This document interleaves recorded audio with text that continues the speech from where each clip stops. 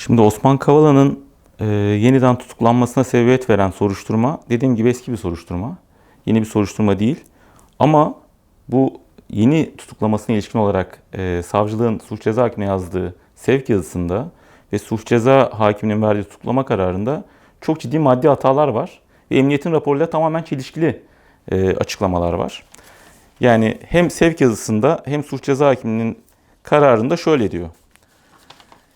İletişim analizlerine göre şüpheli Mehmet Osman Kavala'nın diğer şüpheli Henry Barkey ile darbe girişimi öncesi 27 Haziran 2016 tarihinde önce Şişli ilçesinde şüpheli Mehmet Osman Kavala'ya ait Menk Anonim Şirketi adlı iş yerinde, devamında da 30 Haziran 2016 tarihinde Diyarbakır ilinde bir araya gelerek PKK terör örgütü irtibatlı kişilerle buluştukları tespit edildi diyor.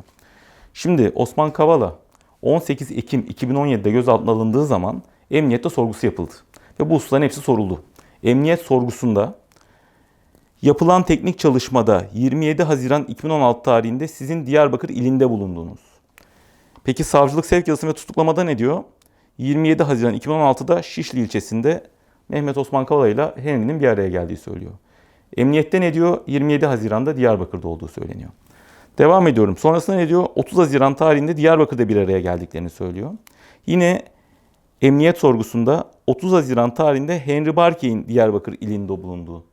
Yani zaten emniyet 27 Haziran'da Osman Kavala'nın Diyarbakır'da bulunduğunu, günübirlik bir ziyarette bulunduğunu, sabah gidip akşam geldiğini, 30 Haziran'da da Henry'nin Diyarbakır'a gittiğini açık açık söylüyor. Ama sevk yazısında da, tutuklama kararında da ne yazık ki 27 Haziran'da önce ikili Şişli'de buluşmuş, 30 Haziran'da sanki Diyarbakır'da buluşmuş diye anlatılıyor ve bu sebepten ötürü tutuklama kararı veriliyor. Yine önemli bir konu. Bu sorguda hiç geçmeyen, emniyet sorgusunda sorulmayan bir 93,5 saat Henry ve Osman Kavala'nın bir araya geldiği iddiası var. Şimdi sadece bir araya gelmek de değil, telefonla konuştukları, Osman Kavala'nın eşinin telefonundan Henry ile görüştüğü, kuzeninin telefonundan Henry ile görüştüğü, kardeşinin telefonundan Henry ile görüştüğü gibi bir iddia var.